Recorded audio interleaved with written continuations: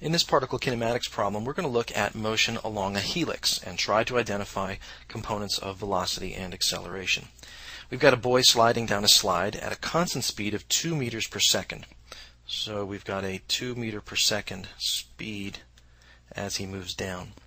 Now the slide is in the shape of a helix, as you can see, and we're given some dimensions, for example this radial dimension and also this dimension which indicates the length of the helix. And we're also given some equations which talk about the relationship between z and theta.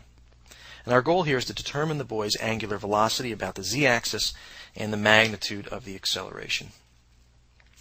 Okay, so when we are doing this sort of thing, when we're looking at kinematics, we follow an approach that looks like this. So step one is, as it usually is, to define a coordinate system.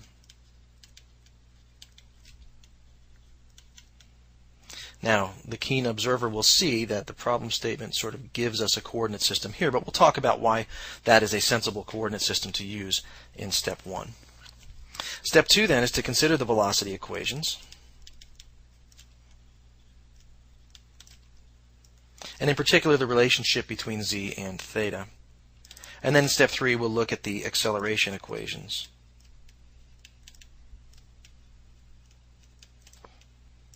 And again, here we're going to focus on a magnitude calculation as it's asked for in the problem statement.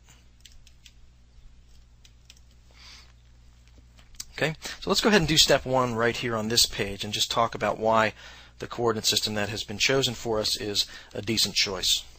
So step one, the coordinate system.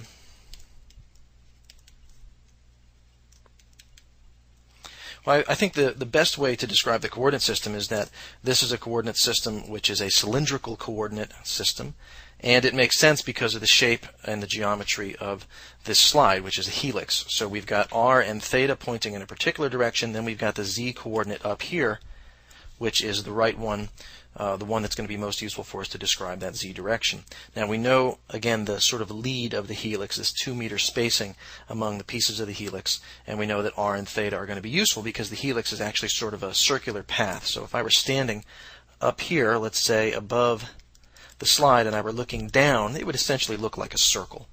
And so that's why this cylindrical coordinate system is a good choice for this. Okay, so now that we've got our coordinate system laid out, we can think about the velocity equations in step two.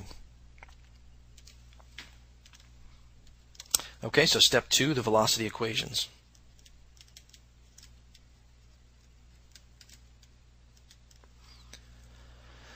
Let's start with what we know. We know that the sort of radius, the circular radius of this helix is going to be r is equal to 1.5 meters. That is constant.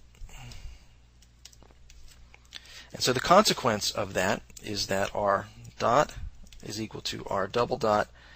That's just going to be equal to 0. So both the velocity and the acceleration terms, r dot and r double dot, are going to be 0. And you'll see how that cascades through the calculation as we move along. So we know something about r. Now the question is, what do we know about z and theta? Well, we're given some information in the problem statement that says z is equal to minus theta times pi. Divided by pi. Okay, and that's an interesting observation to make because as we go from, say, theta equals to 0 to 2 pi, that is, we make one sort of rotation around the outside of the helix, you can see that we are going down by 2 meters. So just to make that point, at theta equals to 2 pi, z is equal to minus 2 meters. And if we go back to the figure, that's this value right there. Okay, so you can make sense of why that equation is describing the situation.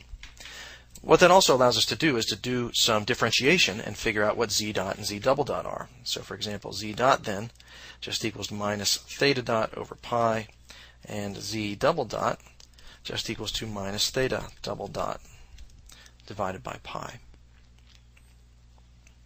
Okay, so now the question is, if we can figure out, either z dot or theta dot, or z double dot or theta double dot, then we can make some progress here on understanding all the velocity and acceleration kinematics. Okay, now one other thing that we know, and it's a little bit of a question how to use it, we know that v equals to 2 meters per second, and that is a constant. And the question is, how is v related to either one of those? That's the question we're trying to answer here. And we're going to answer it on the next page. So we know that the velocity, as given in the problem statement, that's really a resultant of whatever the velocity components are that we can describe for the problem. So let me go ahead and write an equation, and then I will explain a little bit about how we came up with that equation. So let's write a velocity equation that looks like this. The velocity is equal to the square root of the sum of the squares of the components of velocity, of which there will be 3. Now in cylindrical coordinates, those 3 components look like this. There is an r dot squared term. That's the first one. And then there is an r theta dot term. That's also squared, of course, because we're doing the square root of the sum of the squares. And then we're going to get a minus theta dot over pi term. That's going to be squared. And we're going to take the square root of the whole thing. Now let me explain where those terms come from. So this first one is really the r component of velocity.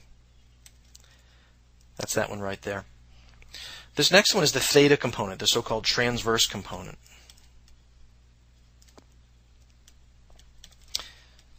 That's right there. And then this last one is the z component.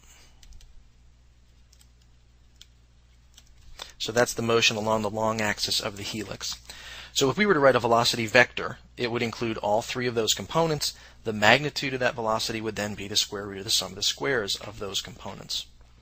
Okay, now we can make the observation that the r component here is 0 because we established that r dot is equal to 0. And so what we're left with is one unknown, theta dot, on the right-hand side, and we know from the problem statement that this velocity is constant and it is 2 meters per second. Okay, so now what we have to do is go back and sort of substitute in and see if we can't calculate what theta dot is going to be. Okay, so that calculation is going to look like this. 2 is equal to, and then r is 1.5, theta dot, that's the quantity squared, plus a minus theta dot over pi squared, square root. And when we go through and do some algebra, we get 4 is equal to 2.25 theta dot squared plus 1 over pi squared theta dot squared. And when we solve that, we get theta dot is equal to 1.30 radians per second. Okay, so that was a useful calculation to go through because now that we know theta dot, we can make some observations about what z dot is, and we can go through and do the acceleration part as well. Okay, so let's go ahead and think about that now. So step 3 is to look at the acceleration equations.